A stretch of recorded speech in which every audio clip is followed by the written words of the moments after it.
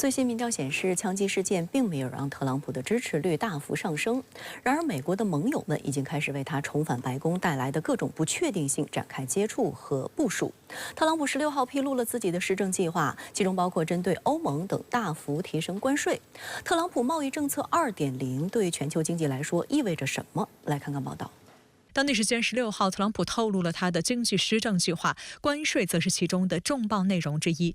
他表示，上台后将全面提高关税，计划对大多数进口商品征收10%的关税，对中国商品则征收60%或更高关税。他强调，来自欧盟国家的商品也将是征收关税的重点。实际上，此前在竞选过程中，特朗普就已经透露过，一旦再次当选，将大幅提升关税的计划。而关于他对关税的热衷，外界并不陌生。从上世纪80年代起，他就曾在多个场合中毫不掩饰对这一工具的偏好。We think of it as free trade, but you right now don't have free trade. And I think a lot of people are tired of watching other countries ripping off the United States. We let Japan come in and dump everything right into our markets and everything. It's not free trade. If you ever go to Japan right now and try to sell something, forget about it, Oprah. Just forget about it. It's almost impossible. So we are taking in tens of billions of dollars. We've never done that before. This is a very positive step. I love the position we're in. Tariffs are tremendously powerful, gives us a big political power. I made other countries sing with the threat of tariffs. And if you don't have tariffs, we have nothing whatsoever on them. 2018年3月，时任美国总统的特朗普发起了自1929年美国经济大萧条以来该国最大规模的关税上调，宣布对欧盟、中国、加拿大、墨西哥、印度等国征收高额关税，涉及价值超过4000亿美元的进口商品，包括钢铁、太阳能电池板、消费电子产品等，还退出 TPP， 并强行废除了北美自贸协定，并重新谈判了新的美墨加协定。当时研究表明，提高关税确实达到了增加美国内生产的目的，但同时也给美国经济带来了其他成本。例如，对外国钢铁和铝征收关税，使美国在2021年的钢铁和铝产量增加了22亿美元的规模，但这让美国工厂不得不负担更高的原材料成本，导致他们的产值在同一年减少了35亿美元。不仅如此，作为反制被征收高额关税的国家，当年紧接着宣布对美国大豆、威士忌、橙汁等商品征收报复性关税，此举导致美国农产品出口大幅下降。特朗普政府被迫向农民提供230亿美元补贴，以避免农场大规模倒闭。美国《纽约时报》近日发文指出，特朗普贸易政策1.0代价高昂，它是政治上的成功，却是经济上的失败。因为美国确实是全球最大的市场，所以呢，它可以利用关税来达到它的很多的这个目的。川普入主白宫之后，这个全关税确实会对全世界的自由贸易，尤其是对双边的经济关系会产生负面的这种影响。美国彼得森国际经济研究所最近的一项分析发现，特朗普提出的关税计划将给普通中等收入家庭带来每年1700美元的额外成本。今年6月底，16位曾获诺贝尔奖的经济学家发表联名信，对特朗普的加税主张的潜在风险表达了深切担忧，认为这将打击美国经济以及国际地位。美国作为世界上最大的进口国之一，特朗普的新关税计划涉及对每年超过3万亿美元的进口商品征税。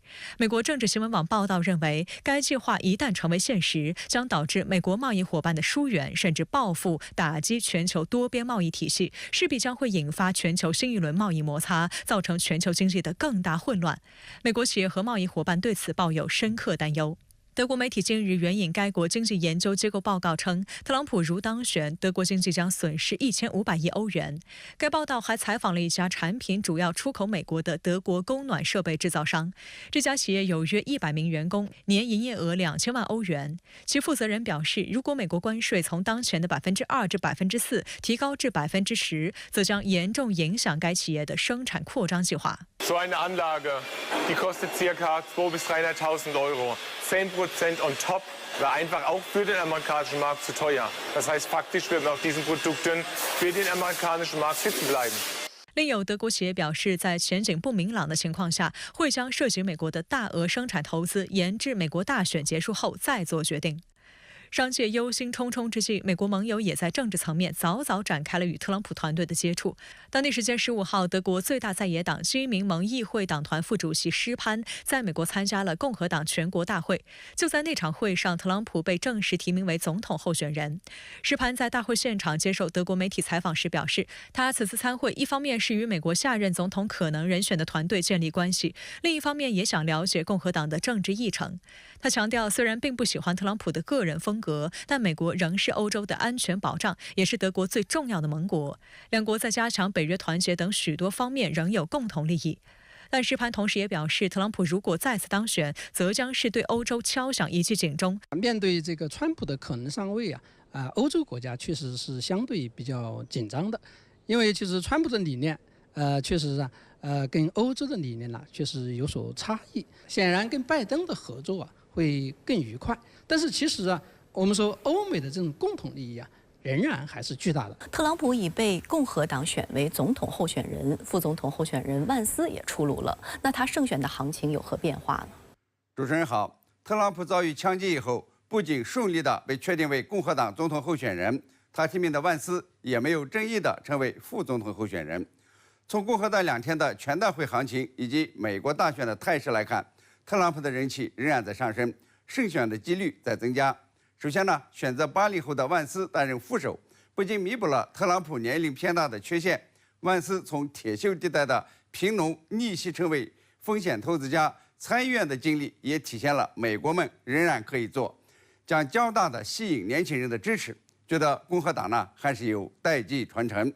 其次，共和党特朗普得到硅谷科技富翁们的青睐，可能是一个很积极的因素。他挑选的副手万斯曾是硅谷的风险投资家，特拉斯老板马斯克也支持特朗普，并传说呢，他每月要捐款4500万美元支持特朗普竞选。很多硅谷的科技富翁支持特朗普，不仅能得到充足的竞选经费，而且可以拓宽特朗普的政治光谱。他不仅是铁锈地带工人阶级的代言人，也是硅谷高新技术的支持者。在此，共和党大会实现了团结。过去批评特朗普、挑战特朗普的党内新生代，比如说美国驻联合国前大使黑利、佛罗里达州长桑德迪斯，都站在了特朗普旗下，实现了和解。美国媒体说呢，特朗普成了全能的共和党领袖。相比之下，民主党方面呢，拜登则仍然在泥沼中，一是他是否参选或者是退选仍然没有定论，党内呢要求他退选的声音仍然不停。二是拥有130万成员的卡车司机工会今年呢不再支持拜登，对民主党选情来说是一个重大挫折。上一次大选拜登胜出，这个工会的支持发挥了重要作用。历次大选，卡车司机工会呢都是民主党的坚定支持者，这次不支持会影响很多社会团体对民主党的支持。从目前选情看，共和党特朗普已经带着竞选纲领开始冲锋了，而民主党拜登则连谁最后迎战共和党还没有定下来，所以呢，共和党现在暂时领先，胜算概率大增。不过呢，离大选还有4个月，共和党特朗普的这种涨姿势还能够维持多久，能否攻下白宫还有待观察。特朗普目前的支持率比拜登高3个百分点，这个差距呢并不是很大。